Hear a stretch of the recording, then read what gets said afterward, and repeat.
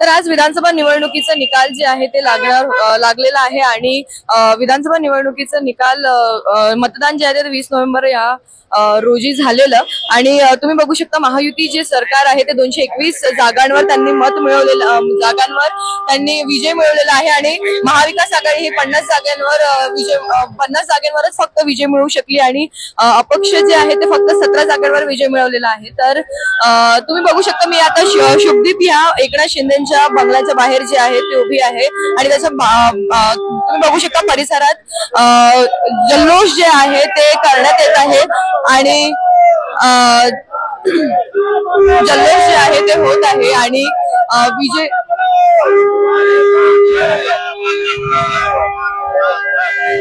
बघू शकता।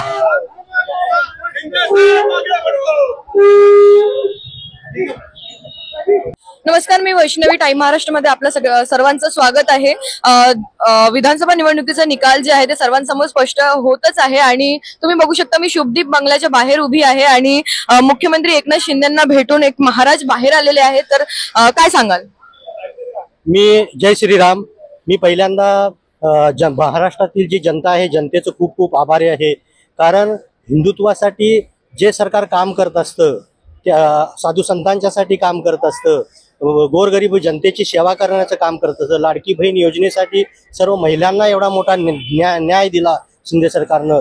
खऱ्या अर्थानं ही हिंदुत्वाचा विजय आहे आणि खऱ्या अर्थानं बघितलं तर जनता जनार्दन ही युती सरकारच्या पूर्णपणे पाठीमागे आहे। बरोबर, मी जवळजवळ 27 सभा घेतल्या होत्या की महाराष्ट्रातील आमची इच्छा होती की 100% मतदान, यासाठी मी वैयक्तिक जाऊन सभा घेऊन सभेमध्ये आम्ही शपथ देत होतो की 100% तुम्ही मतदान करा, हिंदू सगळे समाज एकत्रित या।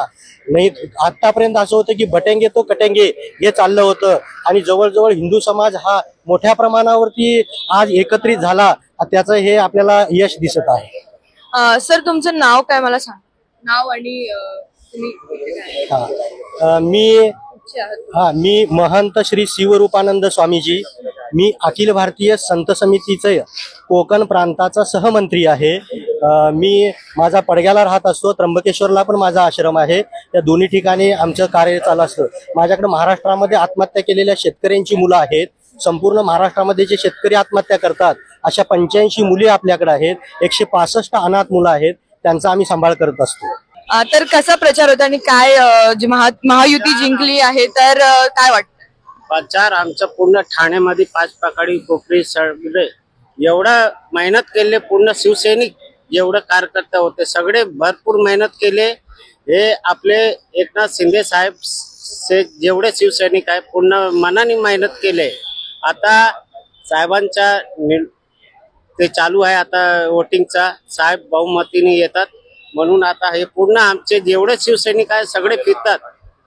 तुम्ही कुठून आलेले आहात? आणि मी आलाय वागले स्टेट इंदिरानगर, तिथे मी नाव काय? माझं नाव अजय पेंचन यादव। काय म्हणतं, तुम्ही एक यंग आहात आणि यंग म्हटल्यानंतर एक मुख्यमंत्र्यांकडनं काय अपेक्षा असते?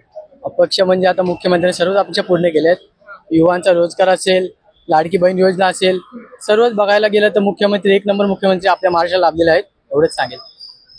तर महायुतीचा विजय जे आहे ते आपल्याला संपूर्ण राज्यभरात आणि संपूर्ण जनता जी आहे ती बघत आहे। महायुतीने 221 जागांवर विजय मिळवलेला आहे आणि महाविकास आघाडीने फक्त 50 जागांवर विजय मिळवला, तर अपक्ष असे 17 उमेदवार जे आहेत अपक्षांचे ते जिंकून आलेले आहेत।